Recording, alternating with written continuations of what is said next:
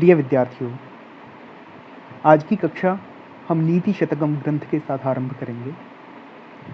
नीति शतकम के रचयिता हैं भर्तृहरि, और किसी भी कृति को जानने से पहले हमें उसके कृतिकार, उसके रचयिता के विषय में जानना भी आवश्यक होता है, ताकि हम उसकी परिस्थितियों के अनुरूप या उसकी दृष्टि के अनुरूप उसकी कृति का विवेचन कर सकें, उसे हृदयंगम कर सकें, उसे समझ सकें।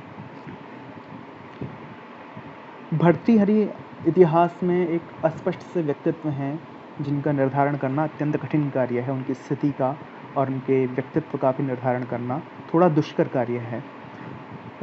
हम मोटा जो परिचय उनका पाते हैं वो अनेक किंवदंतियाँ या जनश्रुतियाँ उनके विषय में प्रचलित हैं। एक जनश्रुति यह है कि वह मालवा के गंधर्वसेन नामक राजा के पुत्र थे, और जो विक्रमादित्य हैं वो उनके छोटे भाई थे। भर्तृहरि उनके ज्येष्ठ भ्राता थे।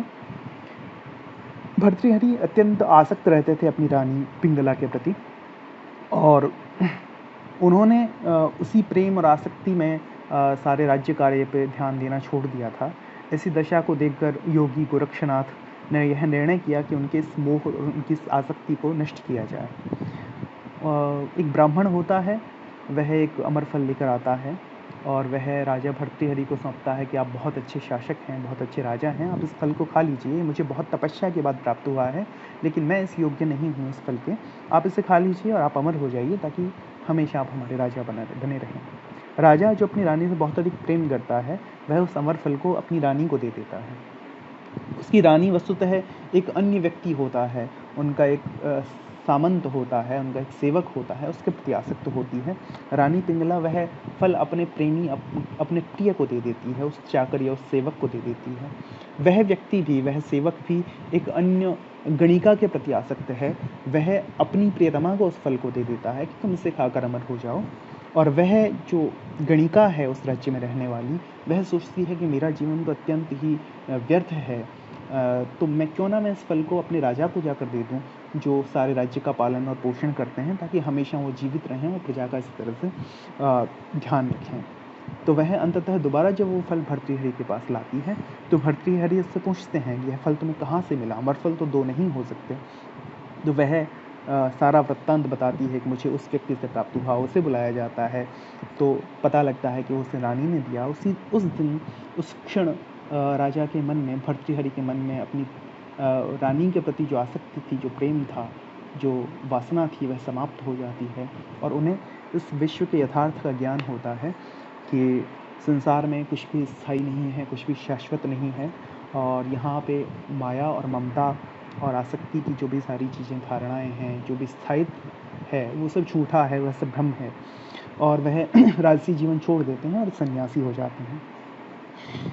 किंवदंतियों की या जनश्रुतियों की सत्यता नहीं पता, लेकिन लोकमानस में ऐसी धारणाएं प्रचलित रही हैं।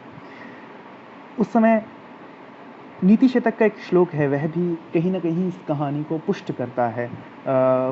नीति शतक के तृतीय श्लोक में भर्तृहरि कहते हैं कि यम चिंतयामि सततम मयि सा विरक्ता सप्यन्यमिच्छति जनम स जनोन्यसक्तः अस्मत्कृते च परितुष्यति काचिदन्या धिक्तां च तं च मदनं च मां च मां च। यम चिंतयामि सततम, याम सततम चिंतयामि, मैं जिसके विषय में चिंतन करता रहता हूँ, सोचता रहता हूँ, विचारता रहता हूँ, ध्यान करता रहता हूँ। मयि सा विरक्ता, वह मुझसे प्रेम नहीं करती, वह मेरे प्रति विरक्त है, उससे मेरे प्रति आसक्ति नहीं। मयि सा विरक्ता सा अपि अन्यम इच्छति जनम, वह भी अन्य व्यक्ति को, अन्य जन को चाहती है। अन्यम जनम इच्छति, सा भी अन्यम इच्छति जनम स जनो अन्यसक्तः, और वह व्यक्ति भी अन्य पर आसक्त है, किसी दूसरे पर आसक्त है, किसी दूसरे को चाहता है। अस्मत्कृते च परितुष्यति काचिदन्या, और काचिदन्या कोई और है, कोई और स्त्री है जो अस्मत्कृते परितुष्यति, जो मेरे प्रति संतुष्ट रहती है, जो मुझसे प्रेम करती है, जो मुझे चाहती है। धिक्ताम च, उस स्त्री को धिक्कार है जो मुझे चाहती है। तम च, उस पुरुष को धिक्कार है जो उस स्त्री को चाहता है। मदनम च, इस काम को धिक्कार है, इस मदन को धिक्कार है, इस वासना को धिक्कार है, इस तृष्णा को धिक्कार है। मदनम च इमाम च, और इसको धिक्कार है, इस रानी को धिक्कार है जिसे मैं चाहता हूँ। माम च, और मुझे भी धिक्कार है।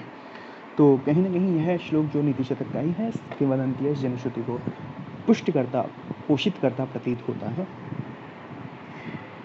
भर्तृहरि का समय के विषय में भी अनेक धारणाएं हैं, लेकिन अंततः हम भर्तृहरि को सप्तम शताब्दी ईस्वी में भर्तृहरि का काल हम स्वीकार सकते हैं।